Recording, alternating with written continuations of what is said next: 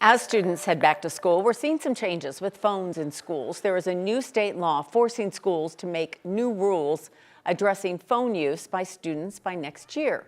We continue our conversation with our 9 News parenting expert, Dr. Sheryl Ziegler, about this. So let's talk a little bit what's being banned in schools. Yes, I think right now schools can vary, right? They're going to try to get this to be more uniform. But if you even look across the country, it's all over. But most schools are addressing it in some way. So they'll call them personal devices. So that can be a smartwatch, it can be an iPad, it can be, the tablet, and of course the phone. So there's really an effort to say, okay, we've been doing this for a couple years now. This is very distracting. We know it's related to also even increased bullying, and it's getting in the way of learning. So we're finally got like lawmakers and school districts to say, all right, we're gonna do this. And so this is sort of feels like the beginning of this being a lot more widespread. So does this mean, and I love this personally, I'm happy about this, and I know I might get some pushback. So does this mean the students will not allowed to have those devices at all? Do they put them in a locker? Like, walk us through how it'll impact the students themselves. Yeah, I think each school has their own plan right now. And I also see some of the drawbacks because there are some schools who tried this last year or even the year before, and kids are very savvy and they tell me what they do. They're like, oh, I just bring in like a case with nothing in it and I put it in a sack. So, and that's the way they check in at some high schools, right? So if it would say Sam and you'd put in a case with no phone in it.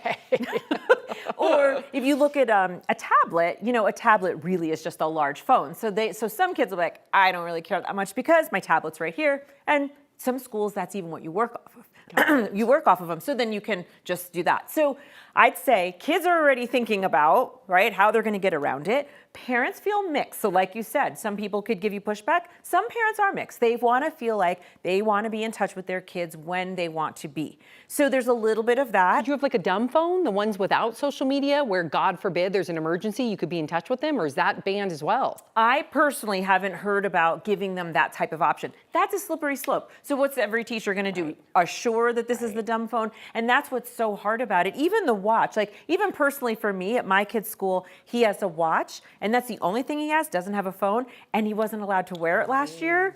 And I will tell you, I'm an advocate, as you all know, of kids not having screens, but I have some discomfort, and there are days that he forgot it too. They'd say, put it in your locker, and then he'd come home, and I'd say, where is it? Oh, I forgot it.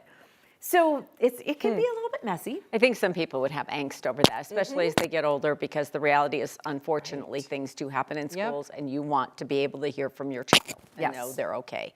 But when talk about learning, it does make a difference, right? I mean, it's one less distraction in their lives. It's a big distraction. So remember, I don't know if you remember, but last year I covered one survey said that the average teenager gets like 250 notifications per day. Wow. So that's buzzing and ringing and flashing and things that they're looking at. Plus there's all the socialization. Hey, where do you want to meet for lunch? Hey, I need to talk to you about something. Come meet me in the bathroom.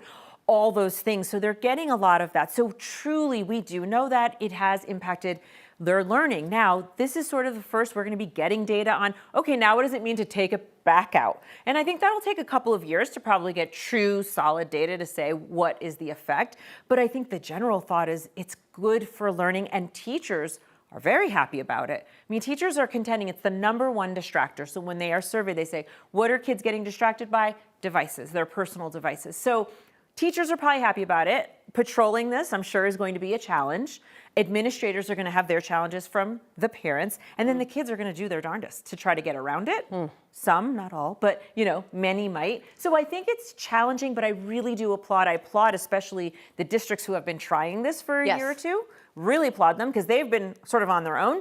But now everybody's catching up, and by next year, I think everyone will be caught up, and we'll learn. And we'll figure out how to do this. And that's the thing. Like anything, you're going to have to say, how can we make this work? So that's true. It is really direct. The notifications alone, that's the big thing. Yes. All right. Thank you. Thank you, Dr. Ziegler.